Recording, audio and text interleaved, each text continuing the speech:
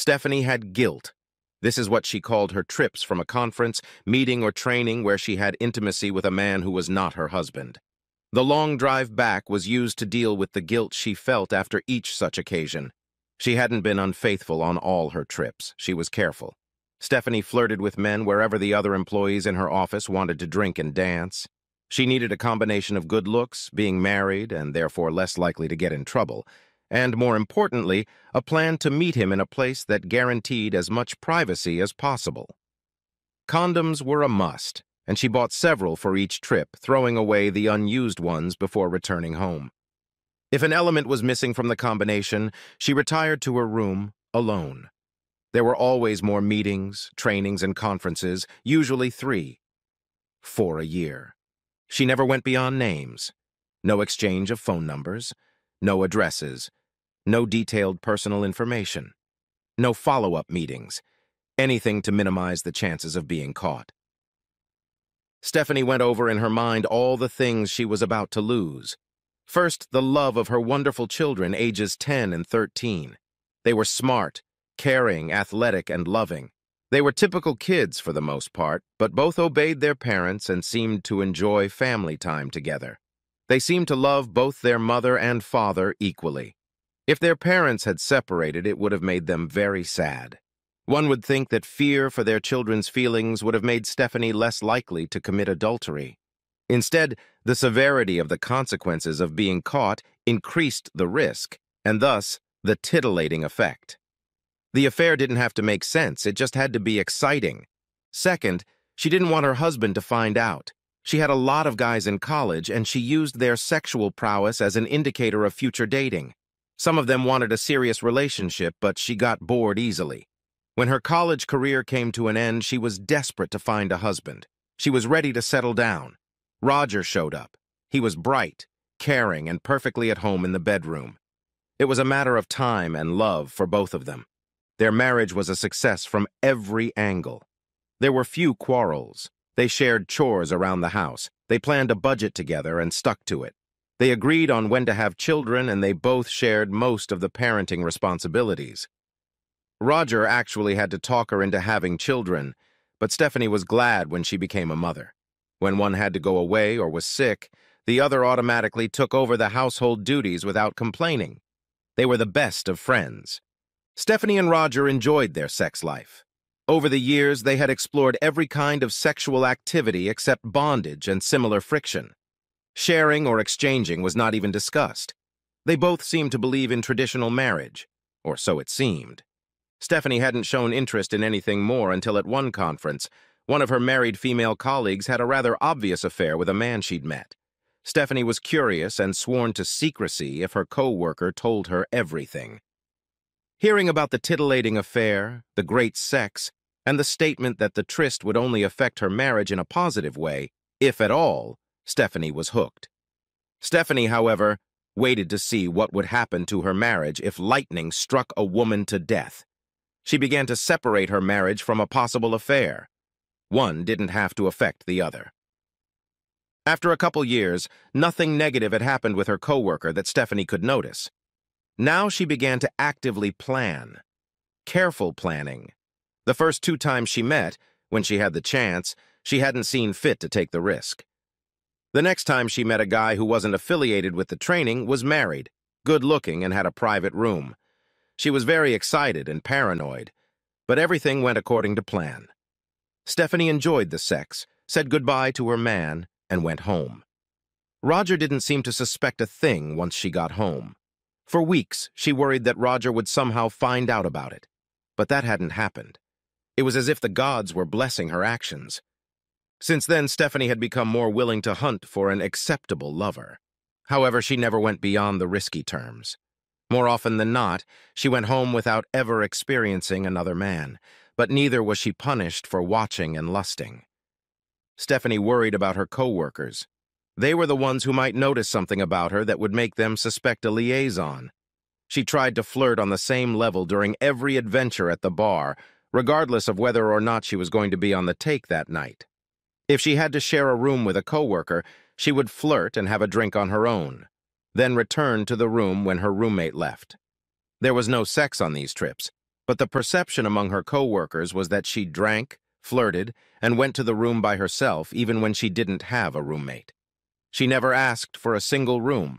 When she found herself in one, it happened. The thing she worried about most was Carol. She had been a whore, by her own admission, until she went through the conversion experience at the revival. Since then, she had decided to become the willing conscience of the women at work.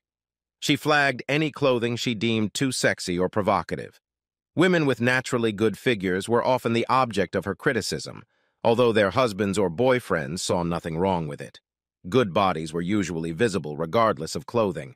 If Carol went on one of her trips, Stephanie was on the lookout. If Carol went to bed before Stephanie did, Stephanie would bide her time for a while, and if it wasn't too late, she might go hunting. Usually, if Carol went out, Stephanie was left without her. Another problem was Joel. He was a co-worker, one of the few men in this social work office. He was definitely good-looking and had a reputation for having a big tool. He hit on all the eligible and supposedly inappropriate women at work. Joel viewed out-of-town meetings as a time to increase the number of notches on his belt. All things being equal, Stephanie would love to give him a taste. After a few drinks and no better prospects, Stephanie might have considered lowering her terms for the meeting and accepting one of Joel's many offers. But she'd never accepted. It was too risky. Stephanie saw the 73 miles to go sign on the park road. She shifted her thoughts to her last lover. One last erotic memory before she started thinking about home.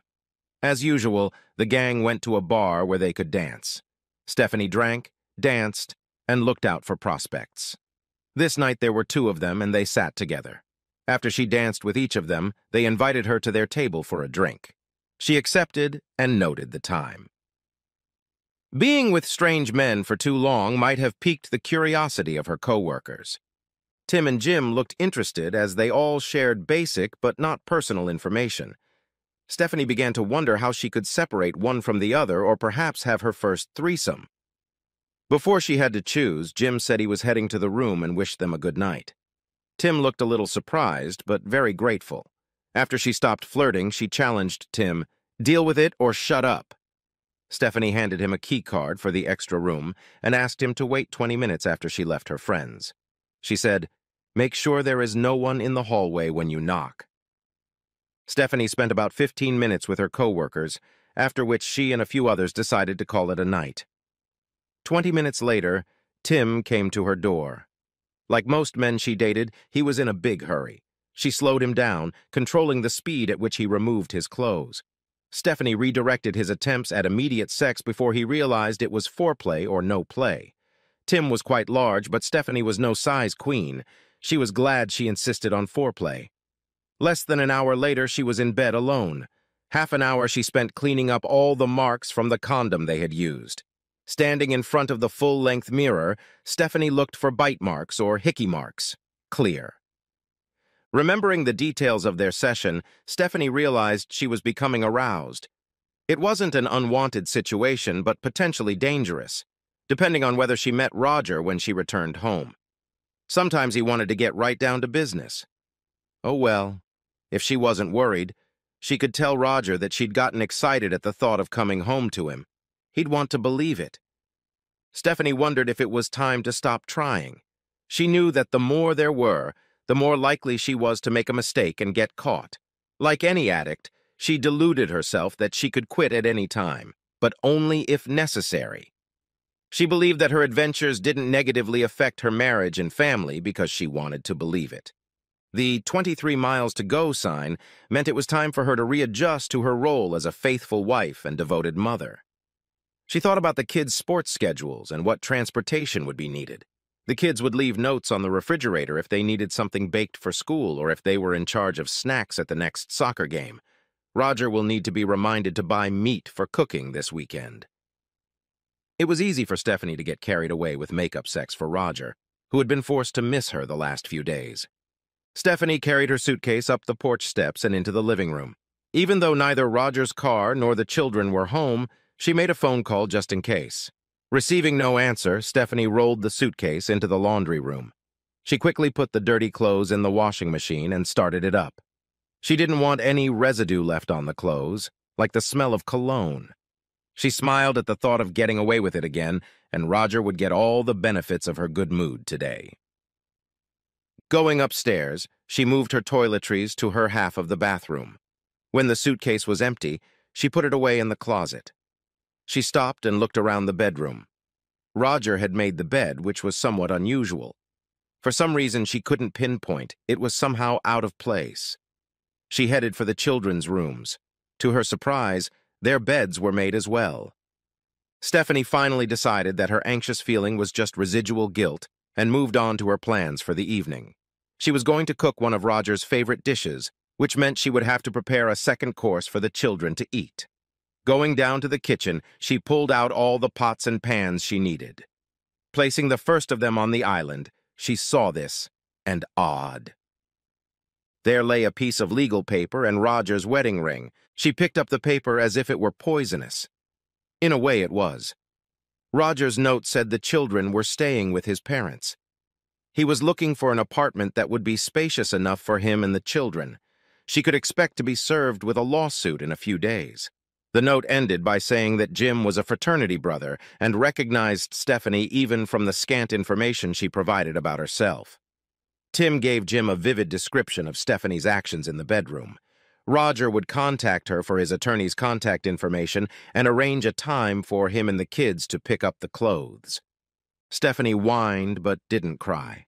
She'd long ago made a plan of action in case this got out, but hadn't rehearsed it lately when she'd gotten away with it for so long.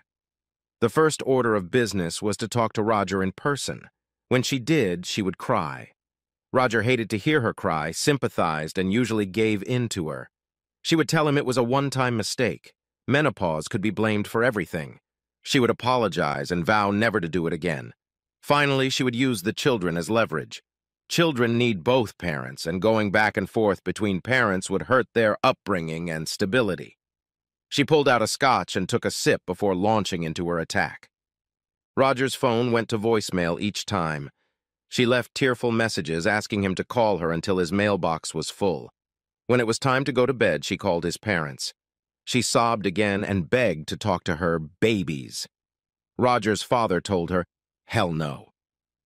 Stephanie was stunned, for she had never heard him say a harsh word. She tried to object that it was her legal right to talk to them. He replied that he had to see a legal warrant. She asked to speak to Roger. His father said he wasn't home. He was looking at apartments. Stephanie tried one last request.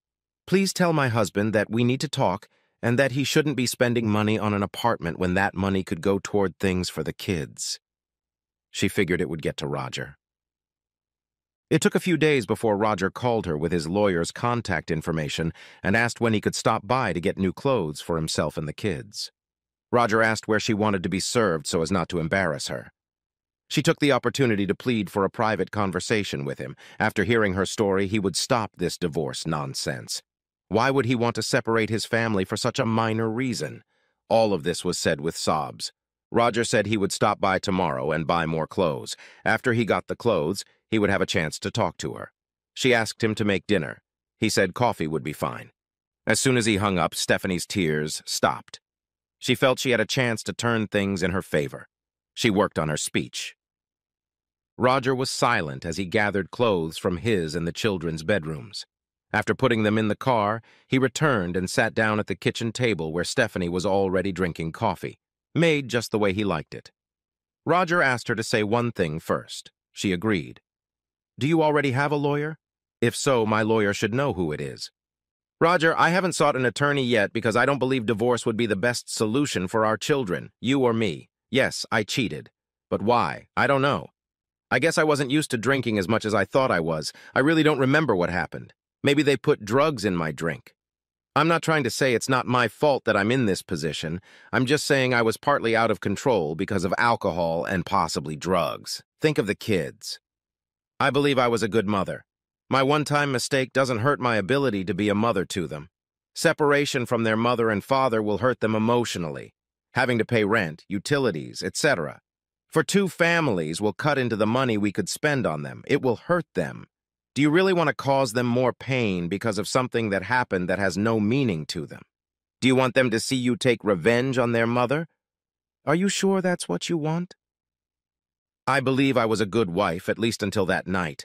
My mistake damaged our marriage, and it's my fault. An event that happened once shouldn't be a permanent, recurring wound to our marriage. All you have to do is forgive me this time. Then you will see that it will never happen again, and all the wonderful things you thought about our marriage and our family before you found out from Jim will come back. I will do anything you ask to restore our marriage, but I won't do anything to make it even more broken than it is now. Stephanie thought her words would elicit the expected reaction from Roger. He pondered her words. She decided to go ahead with it. You and the kids are moving back in. I'll stay in the guest room. Let us remain mother and father while I prove to you that I am worthy of us being husband and wife again. Her monologue probably won Roger over, if only she had kept her mouth shut. Roger, please believe me, they mean nothing to me. I love only you. Roger picked up on that immediately. They? Have you had other men you've slept with? You're pathetic. Bitch. I was going to be nice to you in the divorce, but that's in the past. He stepped out. Stephanie whispered weakly, I just blabbed too much. I meant that he doesn't mean anything to me. This time the tears were real. For the first time, she felt guilty. It was the last time Stephanie would see her family. When Roger went to his lawyer to see how badly he could treat Stephanie in the divorce, he was hit with the reality that no matter what she did, she would get the kids, the house, alimony, child support, and housekeeping plus 50% of their joint assets. She was going to be rewarded for screwing things up. Unless Roger, the kids, and all the money he could muster went to parts unknown. He took his guilt upon himself. However, he felt guilty because he couldn't punish her any more than he had punished her.